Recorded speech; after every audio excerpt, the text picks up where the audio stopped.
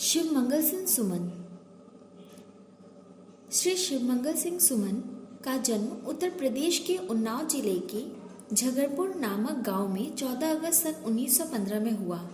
Suman ji high school के अध्यापक के पद से लेकर हिंदी के प्राध्यापक, महाविद्यालय के प्राचार्य तथा विक्रम विश्वविद्यालय उज्जैन के उप कुलपति पद पर कार्यरत रहे। ये कुछ समय तक नेपाल में भारतीय दूतावास के सांस्कृतिक सचिव भी रहे।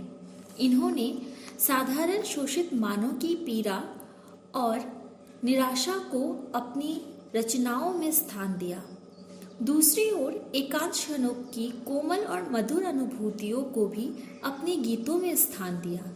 सुमन जी की प्रमुख रचनाओं में हिल्लोल, जीवन का गान, प्रलय सृजन, मिट्टी की बारात, विश्वास बढ़ता ही गया पर आंखें नहीं भरी, विंध्य हिमालय, काव्य, प्रकृति पुरुष कालिदास नाटक और महादेवी के काव्य साधना आलोचना प्रमुख है।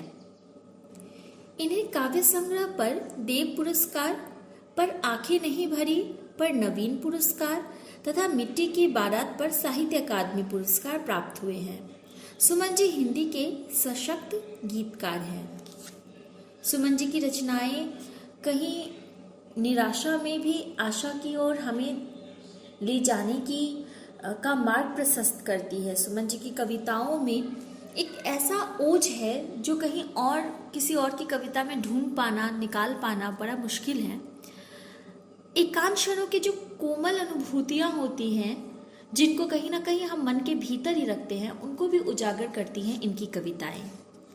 नमस्कार, मैं मिस कनकलता झा आज आप लोगों के लिए शिव मंगल सिंह सुमन की एक बेहतरीन, बहुत बेहतरीन कविता, जीवन से जोड़ने वाली कविता, निराशा में भी आशा भर देने वाली कविता, हमारे अंदर वो नई प्रवृत्ति, नई सोच, नई जागृति लाने वाली कविता चलना हमारा काम लेकर उपस्थित हुई हूँ।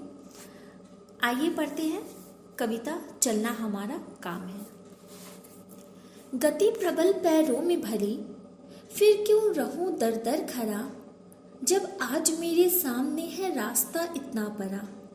जब तक न मंजिल पा सकूं तब तक न मुझे विराम है, चलना हमारा काम है।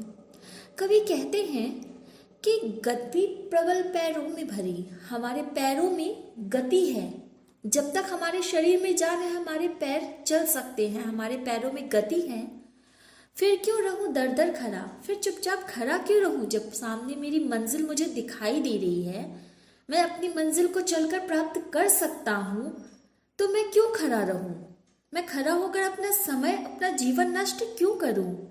जब आज मेरे सामने है रास्ता इतना बड़ा, रास्ता सामने दिख रहा है, मुझे सामने रास्ता पड़ा हुआ है, और सिर्फ इसलिए कि मैं चलना नहीं चाहता या मैं अपनी किस्मत की वजह से थक चुका हूं, मैं आगे ना बढ़ूं, कभी ऐसा बिल्कुल नहीं चाहते।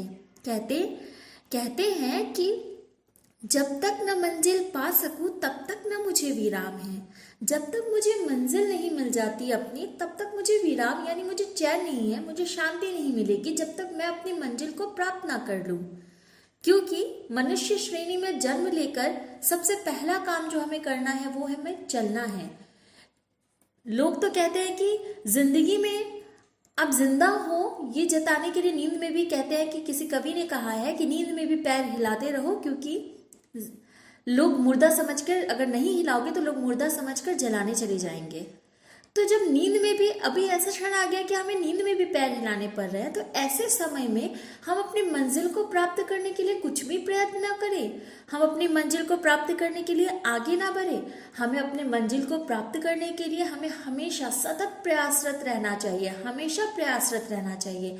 आप अपनी मंजिल को प्राप्त करने के लिए अगर प्रयत्न ही नहीं करेंगे, परिश्रम ही नहीं करेंगे और एक जगह खड़े होकर सोचेंगे कि मुझे ये मिल सकता था पर मैंने कोशिश नहीं की, मुझे वो मिल सकता था पर मुझे चलना नहीं है, मुझे आगे बढ़ना नहीं है, मुझे मेहनत नहीं करनी, ऐसी परिस्थिति में आप चाहे आपके प्लेट में, आपके थाली में रखा हुआ निवाला हो या आपके जिंदगी की मंजिल हो, आप किसी को भी तय नहीं कर सकते, कभी भी आगे नहीं बढ़ सकते।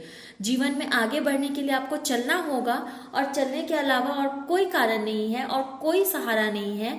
आपको आगे बढ़ने के लिए, आपको चाहे जीवन हो चाहे रास्ता हो, आगे बढ़ने के लिए आपका चलना बहुत जरूरी है।